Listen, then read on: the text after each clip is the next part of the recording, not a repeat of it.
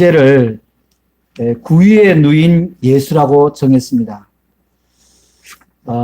여러분들 성경이 굉장히 중요한 이유 중에 하나가 그 한 단어, 한 지명, 한 물건의 이름마다 의미 없이 기록되어 있지 않습니다. 아기 예수가 태어난 그림들을 여러분들 많이 볼 겁니다. 근데 그 그림들을 보면은 되게 강보 이렇게 쌓였는데 구유가 아닌 다른 곳에 이렇게 침대가 있다든지 이렇게 요람이 있다든지 그거는 이 성경을 정확하게 이해 못하는 사람들이에요. 예수님은 어디서 태어나셨죠? 마구간에서 태어나셨죠. 마구간에서도 다른 지풀도 있었을 텐데 왜 하필 말에 여물을 먹는 통이 구유잖아요. 여물통. 그러니까 구유라고 하지만 우리말로 하면 여물통이에요. 밥그릇이죠. 말하자면은 가축의 밥그릇이에요. 밥그릇에 뭐가 담깁니까?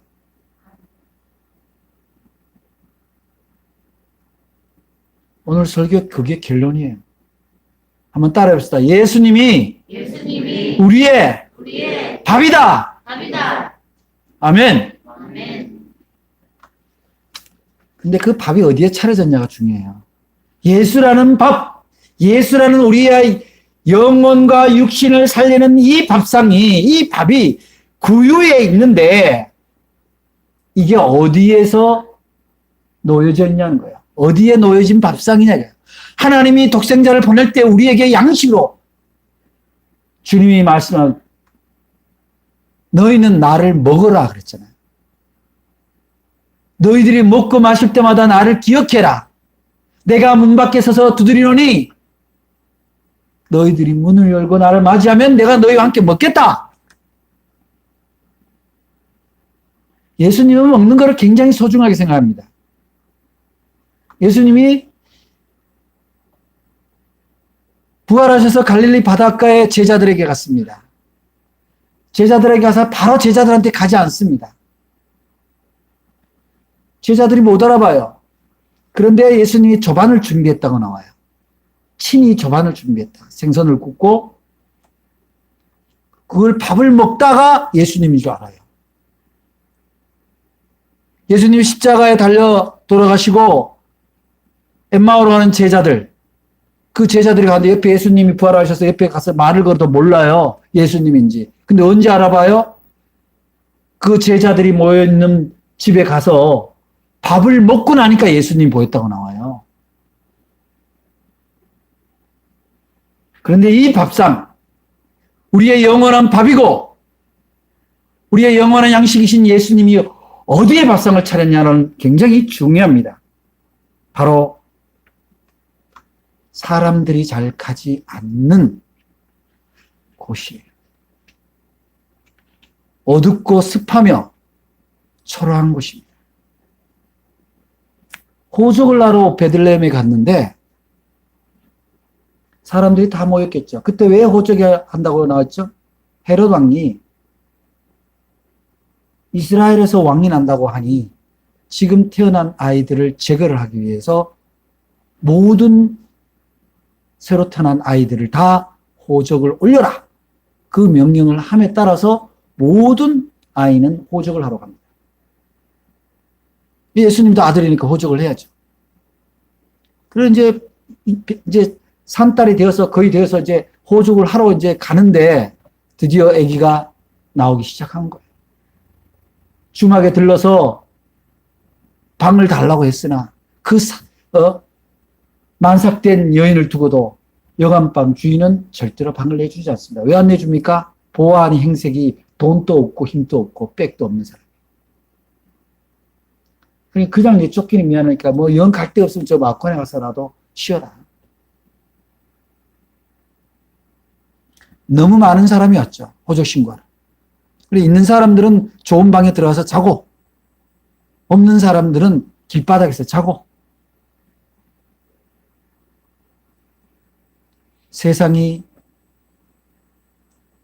주님을 몰라보고 평화의 왕이 오셨는데 그 왕을, 그 아기를 마국간에 지었다는 거예요. 마국간에 보냈다는 거예요. 그럼 마국간에 갔는 거는, 마국간에 가서 자는 사람이 아마 예수님 가족, 부모인 요셉과 마리아만 가지는 않았을 거예요. 아마 다른 마국간에도 다른 가난한 사람들이 거기서 있었겠죠. 이것이 그냥 개인적으로 무슨 이 누가가 자기가 창작해서 쓴 것이 아니라 이것은 하나님의 엄청난 계획이 그 안에 담겨 있다는 거예요. 평화의 왕, 인류의 왕, 모든 인류의 양식이 되시는 예수 그리스도는 바로 그렇게 소외되고 가난하고 어둡고 습하고 대접받지 못하는 곳에 밥상을 차려주셨다는 사실입니다. 저는 큰 교회가 나쁘다 이건 아니지만 오늘날 예수님이 다시 오시면 우리 교회 올 가능성이 가장 높다고 봅니다. 성경은 그렇게 그것을 증거하고 있습니다. 화려하고 세련되고 높고 제사장의 건의가 하늘을 찌를 듯한 데보다는 가난해서 어쩔 수 없고 무시당하며 대접받지 못하며 마치 게으른 자처럼 보이고 능력 없는 자처럼 거기에 예수님이 찾아오셨다는 사실이에요. 그 당시에 주류인 유대인들, 제사장들, 메시아가 온다고 분명히 선지자가 말을 했고 수없이 되풀이해서 이사야, 학계 선지자가 누차에 걸쳐서 얘기를 했지만 그들은 온다는 것은 믿었지만 온 것은 믿지 않아요. 너무 웃기죠? 다 무시하는 거예요. 그런데 그곳에 찾아오는 사람들이 있습니다. 예수님이 오신 걸 찾아온 사람. 어떤 사람들입니까? 양을 돌보는 목동들이죠. 그 양을 돌보는 목동이라는 사람들은 그 당시나 지금이나 다 3D, 3D 업종이에요. 깊이 업종이다. 그 양은 자기 게 아니에요. 양 주인이 따로 있지. 요새 양을 돌본다고 목사님 방을 목양실 해놨는데 양이 주님의 양인지 자기 양인지도 알 수 없는 그런 거. 옛날에 목동들은 다 자기 양이 아니지만 양을 잘 돌봐요. 근데 빈들의 양떼를 데리고 다닐 때 이 목동들이 하는 일이 뭐냐면 늘 하늘을 봐야 돼요. 하늘의 별을 보고 하늘의 구름을 보고 비가 올 건지 바람이 불 건지 어디로 가면은 목초 소목이 있을 건지를 볼 수밖에 없는 사람들입니다. 하나님의 자연 섭리에 가장 예민하게 움직이고 하나님의 부르심, 하나님의 뜻에 가장 예민하게 움직이는 분들이 바로 그 당시에 양을 돌보는 목동들이었어요. 그 다음에 누가 옵니까? 바로 동방박사들, 외지의 점성가들입니다. 유대인들은 자신의 가문에서 주류 가문에서 왕이 난다고 했음에도 불구하고 도저히 나사렛에 서는 왕이 나려고 상상도 못하는 거예요. 그들은 그들의 문화에 젖어 있었던 거죠. 화려하고 엄숙하며 엄청나게 세련된 그런 공간에서 왕이 날 거다. 그러나 하나님의 방식은 전혀 반대입니다. 주님이 나는 알파요 오메가고 처음과 끝이라고 말씀하실 때 그 처음과 끝은 경계라는 거예요. 어떤 경계? 가장 가난한 것과 가장 부유한 것의 그 중심에 그 가운데 주님이 계시다는 거예요. 가장 가난하고 가장 부유한 경계와 마찬가지로 가장 권력 있는 것과 가장 권력이 없는 곳에 그 경계에 가장 권력 있는 분이 와 계신 거예요. 그분이 바로 예수 그리스도입니다. 예수님이 여간방 좋은 방, 만약에 예수님이 정말로 메시아라는 걸 알았다면 그 당시 유대 지도자들이 감히 예수님을 마구간에 모실 수 있겠어요. 예수님 엄마 아버지를 자기 집에 가장 좋은 안방에 모셨겠죠. 그것은 하나님의 뜻입니다. 여러분이 믿는 예수는 어떤 예수입니까? 화려하고 높은 것, 많이 가지는 것, 다른 사람보다가 누리는 것. 그런 예수를 예수를 자신이 믿는 예수라고 생각하면 착각이자 오해입니다.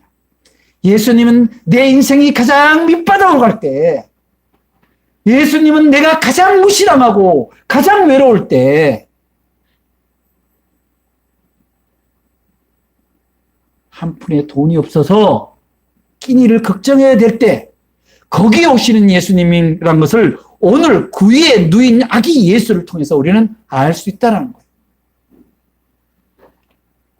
예수님은 이름이 임마누엘 예수라고 합니다. 임마누엘은 제가 2주 전에 말씀을 전할 때 임마누엘이 뭐라고 했어요? 하나님이 나와 함께 하시다라는 뜻이라고 그랬잖아요. 여러분, 예수님이 우리에게 오셨다. 우리의 양식이 될 뿐만 아니라 그분이 나와 함께 하신다라고 한 걸로 해서 우리 인류에게는 뭐 인류까지 거창하게 갈 것 없이 여러분과 제 자신 개인에게 이미 엄청 용거예요. 사람이 외롭고 힘들고 지치고 앞길이 보이지 않을 때 누군가가 옆에 있어 주는 것 하나.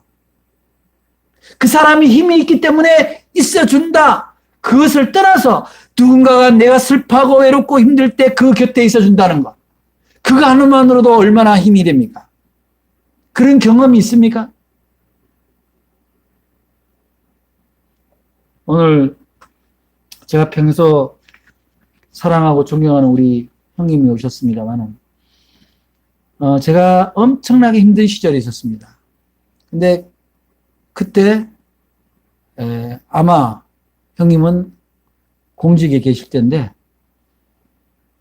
그 당시에 제가 집에 생활을 못 주는데 우리 형님이 어느 날 저도 양심이 있으니까 도대체 생활비를 안 주는데 어떻게 사나 물어봤더니 오빠가 50만 원을 보내주셨다. 지난주에는 저희 누님이 얘기를 했는데 그 돈이 크다 적다를 떠나서 누군가 힘들 때 옆에 있다는 사실 자체만으로도 우리에게는 엄청난 위로가 되고 힘이 됩니다. 하물며 전능하신 하나님, 온 인류의 양식이 되시는 주님, 모든 것을 알고 계시며 모든 것을 해주시는 주님이 내 곁에 있다는 사실, 임마누엘 예수라는 사실이 우리에게는 더 없는 은혜가 아닐 수 없습니다. 여러분, 제발 비교하지 마세요. 내가 누구보다 얼마나 덜 가졌나 덜 가졌나, 그런 비교의식은 비겁한 인생이에요. 우리는 예수님이 한 분입니다. 예수님이 계시면 좀 모자라면 어떻습니까? 남이 벤츠 타면 나도 벤츠 타야 되는 거예요? 남이 무슨 팰리스, 수십억 대 아파트에 살면 나도 그렇게 살아야 되냐고. 그게 무슨 의미가 있습니까? 어제는 부자인데 오늘 가난한 게 무슨 의미가 있냐고요. 지금 예수님이 여러분 안에 계시다는 게 중요하다는 거예요. 아무리 많은 부유한 것을 가졌다 하더라도 내 안에 예수가 안 계시면 그건 죽은 거예요. 성탄이 되었는데 예수 없는 성탄이 얼마나 많습니까? 요즘 코로나19 때문에 캐롤도 많이 줄었고 그런 축제 분위기들이 거의 없어졌습니다만, 그러지 않을 때 보면은 예수님 생일에 세상 사람들이 보면은 허랑방탕 마시고 부어라 마셔라 나이트가 그냥 풀로 뛰고 그냥 카베레고 어디고 정신이 없어. 생일날 그렇게 즐기는 건 좋은데 예수님은 안 계시는 생일이다 이 말이죠. 여러분은 세상 누구보다도 엄청난 은총을 받은 분들이에요. 여러분들은 임마누엘 예수를 오늘 맞이한 거예요. 점치는 사람들이 있죠?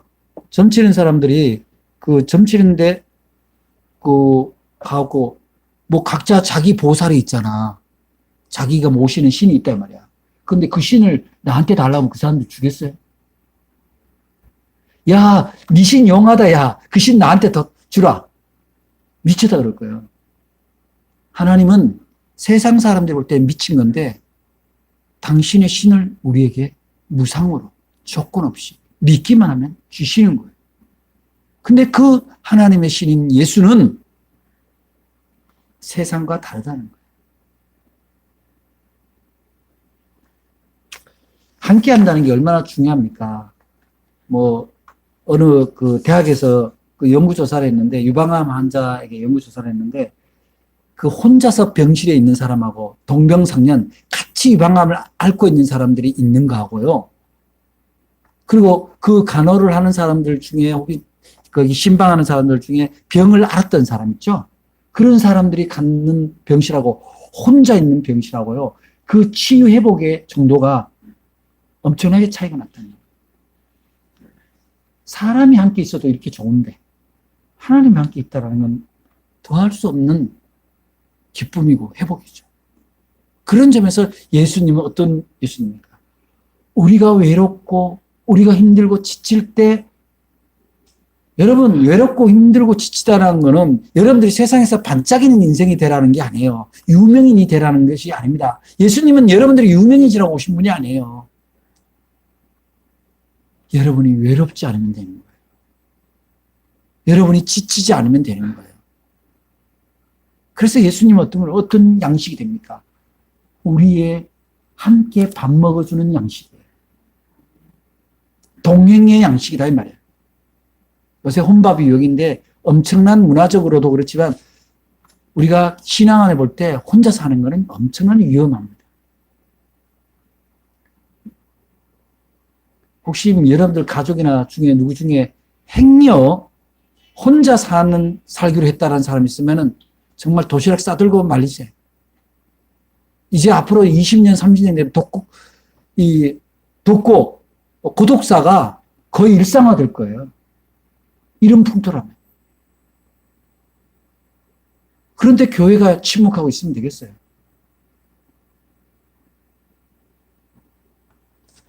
임마누엘의 예수, 우리의 고독한 밥상이 아니라 우리와 함께 하시는 예수, 그 예수의 밥이 지금 오늘 여러분 앞에 와 있다는 사실입니다. 예수님은 오신 가장 큰 이유 중에 하나는 우리의 양식이 되기도 하지만 용서와 평화의 양식, 여기서 양식은 삶의 양식을 얘기합니다. 먹는 양식이 아니라 여러분들이 어떤 패러다임으로 인생을 살아가느냐에 따라서 여러분의 인생은 행복하냐 불행하냐 갈라집니다. 무엇이 많이 있냐가 행복 불행이 갈라지는 게 아니라 여러분의 삶의 자세, 라이프 스타일이 여러분의 행불행을 가른다는 사실이에요.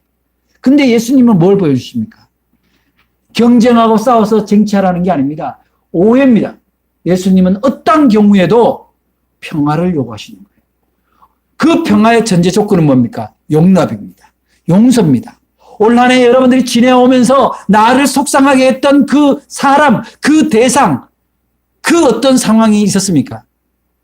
우리가 예수를 믿는다면, 평화 예수가 내 안에 계신다면 용납할 수 있는 능력이 있는 사람이 예수가 그리스도인이 된다는 사실입니다. 여러분에게 그런 능력이 있습니까? 나를 괴롭히는 상황, 인물, 대상에 대해서 내가 이해하고 용서하고 내가 그의 위에 있다는 사실, 내가 그들을 다 담을 수 있다는 그 큰 그릇이 될 수 있는 능력, 그것이 있다면 여러분들은 임마누엘의 예수, 여러분을 더 크게 살찌우는, 여러분의 영혼을 크게 살찌우는 그 밥이신 예수님이 여러분에게 있다는 사실이에요. 예수님이 가장 불순종한다고 보는 건 뭡니까? 용서하지 않는 죄. 사람이 사람을 용서하는 일이 쉽지 않아요. 그런데 예수님은 뭐라 그래요? 7번에 7번이라도 용서하라고 시켜요. 그건 왜 그러냐면 그 용서는 그 사람을 위한 것이 아니야. 내가 건강하기 위해서는, 내 인생이 행복하기 위해서는 용서밖에 없는 거예요. 이해밖에 없는 거예요. 잊어주는 거예요. 배려하는 거예요. 여러분, 올 한 해 이제 일주일 남짓 남았습니다. 일주일도 안 남았군요. 여러분들 모든 것을 주님의 마음으로 품으시기를 바랍니다. 아직도 그 못다한 욕망, 그 분노, 그 혈기를 움켜쥐고 있다면 지금이라도 주님의 이름으로 그것을 다 내려놓으시기 바랍니다. 그것을 움켜쥐고 있는 이상 여러분들은 평화의 세계를 맛볼 수가 없습니다. 제가 정치적인 얘기는 가급적이면 안 합니다만은 여러분들이 나중에 투표할 때 평화를 원하느냐, 전쟁을 원하느냐, 그 지도자를 여러분들이 명백히 밝혀내시기 바랍니다. 북한을 동포로 보느냐, 우리의 싸워서 죽게 될 원수로 보느냐. 평화로서 버는 것이 많아요? 전쟁으로서 버는 게 많아요? 그런 상식적인 것조차도 무시하고 끊임없이 갈등과 전쟁을 부추기고 위기를 부추기는 그런 세력이 있다면 그는 반예수의 세력이다. 그것이 설상 교회라 할지라도, 교회 지도자라 할지라도 평화의 은총을 입고 평화의 반대말을 한다는 것은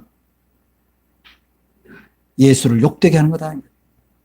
사랑하는 여러분, 예수님은 용서와 평화의 세계를 우리에게 보여주고 우리를 통해서 그러한 세계를 맛보며 아름다운 인생을 살아가도록 하시기 위하여 우리의 밥이 되어 주신 겁니다. 우리는 예수라는 평화의 밥을 먹고 예수라는 용서의 밥을 먹고 우리 피에는 예수의 용서와 평화가 흐를 수밖에 없습니다. 알코올을 먹은 사람은 그 피에 혈관에 알코올이 돌지만 예수를 먹고 사는 사람들은 예수의 정신, 예수의 사랑, 예수의 평화가 돌 수밖에 없습니다. 오늘 성탄절 여러분들이 진정한 성탄의 의미를 깨닫는 건 여러분이 새롭게 태어나는 거룩한 영적인 존재로 거듭나는 성탄이 될 때 비로소 성탄의 의미가 바로 서는 겁니다. 오늘 성탄절을 맞이했습니다. 성탄의 의미는 크게 두 가지로 새겨볼 수 있습니다. 하나는 태어나심. 예수님이 인류의 시간 안에 현존하게 태어나셨다는 사실. 그 오심, 그 초림. 그 다음에 진짜 성탄의 의미는 바로 앞서 말씀드린 대로 내게 오심이에요. 내게 오심. 여러분 성탄의 의미, 예수 그리스도가 여러분 개개인에게 오시고 있냐는 것을 여러분들이 오늘 묵상할 수 있기를 바랍니다. 확신을 가지시기 바랍니다. 우리의 삶은 우리의 믿음을 이길 수 없습니다. 여러분의 상황이 아무리 녹록지 않다 하더라도 여러분의 상황이 여러분을 삼키지 않도록 여러분 주 예수 그리스도로 말미암아 주님이 여러분의 오시는 것을 전적으로 받아들이시기 바랍니다. 예수님이 우리가 성탄절을 예배를 드린다는 것은 특별한 분의 생일을 기념하는 게 아니에요. 기념으로 예배를 드리는 것이 아니라 무슨 행사를 하기 위해서 성탄절을 하는 게 아니라 내게로 오시는 예수님을 다시 확인하기 위하여 그분을 내 안에 꼭 붙들고 품기 위하여 나와 예수님이 하나가 되어 새로운 내가 탄생되기 위하여 우리가 성탄을 기념하고 감사하고 축복하는 사실을 믿으시기를 바랍니다. 말씀을 정리합니다. 예수님은 화려한 방에, 화려한 식탁에, 화려한 요람에 태어나지 않으셨습니다. 예수님은 양식의 그릇이 되는 여물통에 놓여주셨고 그것은 인류의 양식이 되고 바로 저와 여러분의 영원한 양식이 되는 것을 하나님은 예비하신 겁니다. 오늘도 예수라는 양식을 통해서 여러분의 영혼과 여러분의 삶과 여러분의 가정과 섬기는 교회가 살찌워지기를 주의 이름으로 간절히 축복합니다. 기도하겠습니다. 사랑의 하나님 감사합니다. 오늘 성탄절 9일의